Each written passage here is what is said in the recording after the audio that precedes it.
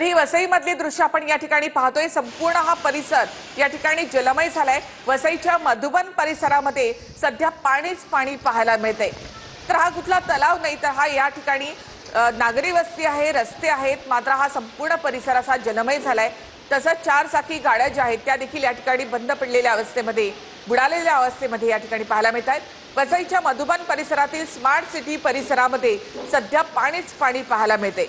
अनेक गाड्या या पाण्यामध्ये बुडालेल्या पाहायला मिळत आहेत। लोकांच्या कमरे इतकं पाणी सध्या या संपूर्ण परिसरामध्ये आहे। वसईच्या मधुबन परिसरामध्ये सध्या पाणीच पाणी पाहायला मिळतं। संपूर्ण परिसराला पुराच्या पाण्याचा वेढा बसलेला आहे आणि त्यामध्ये चार चाकी गाड्या ज्या आहेत त्या अशा प्रकारे अडकलेल्या आहेत। या संपूर्ण परिसरामध्ये दूरपर्यंत आपण पाहतो हा संपूर्ण परिसर जलमय झालेला आहे।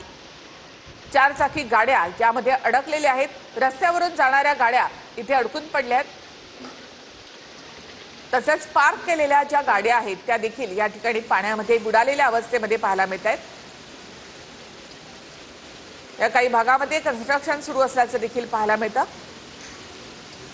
तर वसईमधला मधुबन परिसर आहे आणि या परिसरातील स्मार्ट सिटी परिसरामध्ये अशा प्रकारे पाणी साचलंय। चार चाकी गाड्या या पाण्यामध्ये अडकून पडल्या आहेत।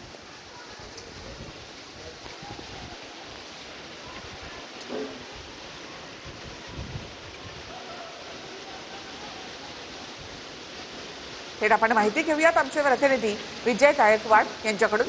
विजय, मधुबन परिसर संपूर्णपणे इथे जलमय झालेला दिसतोय। विजय, मधुबन परिसरामध्ये सध्या पाणीच पाणी साचलेलं पाहायला मिळतं। या पाण्यामध्ये अनेक चारचाकी गाड्या ज्या आहेत त्या सुद्धा अडकल्या आहेत।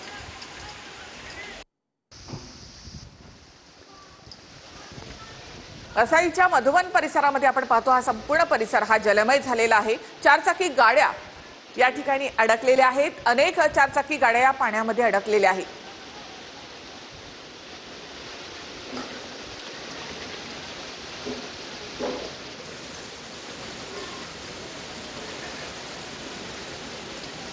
वसईच्या बऱ्याचशा भागामध्ये सध्या प्रचंड पाणी साचलेलं आहे। या संपूर्ण परिसराला एक नदीचं स्वरूप आलेलं आहे। गाड्या तर या सगळ्या परिसरामध्ये अडकलेल्या आहेतच। पुराचं पाणी या ठिकाणी लोकांच्या घरात शिरलंय, त्याचबरोबर संपूर्ण रस्ता जवळपास कमरे इतकं पाणी या सगळ्या परिसरामध्ये आहे।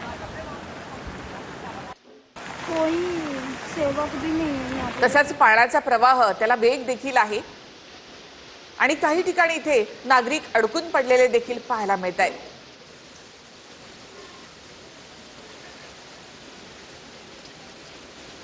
तर या पाण्यामध्ये सध्या हे नागरिक या ठिकाणी अडकून पडलेले पाहायला मिळतात, कारण पाण्याला वेग देखील आहे आणि त्यामुळे झाडाचा आसरा घेऊन लोक या ठिकाणी उभे आहेत।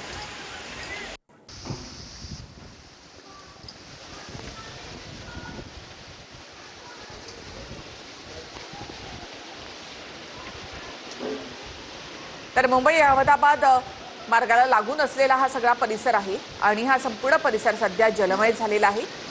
आपण पाहतोय की गाड्यांमधून उतरलेले लोक जे आहेत ते या ठिकाणी झाडाच्या आसऱ्याला उभे आहेत।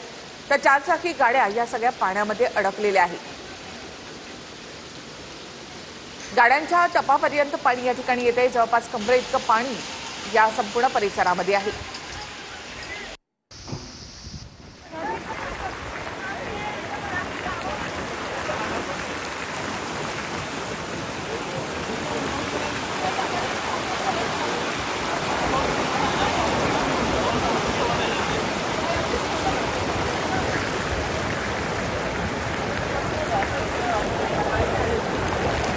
तर वसईतला बराचसा भाग जो आहे तो अशा प्रकारे जलमय झालेला आपल्याला पाहायला मिळत आहे। पाण्यातून वाट काढताना नागरिकांची तारांबळ उडते। तर या गाड्यांमधून उतरलेले लोक सुद्धा झाडाचा आसरा घेऊन त्या ठिकाणी थांबलेले आहेत। पुन्हा एकदा या परिसरामध्ये पावसाला सुरुवात झाली आहे। पुन्हा एकदा थेट जाऊयात आमचे प्रतिनिधी विजय गायकवाड यांच्याकडे। विजय, मधुबन परिसर आपण पाहतो की वसईचा आणखी काही बराचसा भाग आहे तो पूर्णतः जनजीवन विस्कळीत झालंय। बरंचसं पुराचं पाणी या ठिकाणी पाहायला मिळतंय। निखिला, निश्चितच वसई विरार नालासोपाऱ्यामध्ये सकाळपासूनच ही अतिशय भयावह परिस्थिती आहे। दृश्य बघत आहात की सध्या वसई पूर्वेचा मधुबन स्मार्ट सिटी हा परिसर टॉप अँगल वरून हे सगळे रस्ते आहे. या सगळ्या जर ठिकाणी बघितलं तर आता कशा पद्धतीनं पाणी साचलंय हे आपण पाहू शकता. त्यामध्ये मोठमोठ्या गाड्या, मग टेम्पो असतील, ट्रक असतील, त्याचप्रमाणे छोट्या गाड्या तर अक्षरशः पाण्यामध्ये पूर्णपणे बुजलेला आपल्याला दिसून येत आहे. अतिशय भयावह परिस्थिती आहे. परिसरातल्या लोकांचं जनजीवन जे आहे हे पूर्णपणे विस्कळीत झालेलं आहे. आत्ताही आणखी वसईवरून जो हायवे फाट्याकडे जाणारा जो रस्ता आहे हा अद्यापही पाण्याखाली आहे आणि वसईचा एव्हरशाईन, मधुबन हा जो परिसर आहे या परिसरामध्ये जवळपास मांडी इतकं कमरेच्या वर पाणी जे आहे हा त्याचप्रमाणे वसईचा जो नवजीवन हा जो परिसर आहे, मधुबन परिसर आहे, मिठागराचा परिसर आहे, या परिसरामध्ये ज्याप्रमाणे आपण मधुबनच्या परिसरातले व्हिज्युअल बघतोय त्याचप्रमाणे या परिसरामध्ये सुद्धा मोठ्या प्रमाणामध्ये पाणी साचलेलं आहे. दुपारच्या वेळेमध्ये काही प्रमाणामध्ये पावसाने थोडीशी विश्रांती घेतल्यासारखी वाटली, मात्र आता पुन्हा एकदा पावसानं आपला जोर पकडायला सुरुवात केलेली आहे. पूर्ण परिसरातलं पाणी ओसरायचं नाव घेत नाहीये. त्यामुळं जो पाण्याची पातळी जी आहे ही पाण्याची पातळी काही ठिकाणी जरी कमी झालेली असली तरी मुख्य रस्त्यावरले जे रस्ते जी पूर्णपणे जलमय झालेले आहेत. निखिला, नक्कीच धन्यवाद विजय एकूणच माहितीबद्दल. तर वसईतल्या मधुबन परिसरामध्ये नजर जाईल तिथे फक्त पाणी आणि पाणीच पाहायला मिळतंय.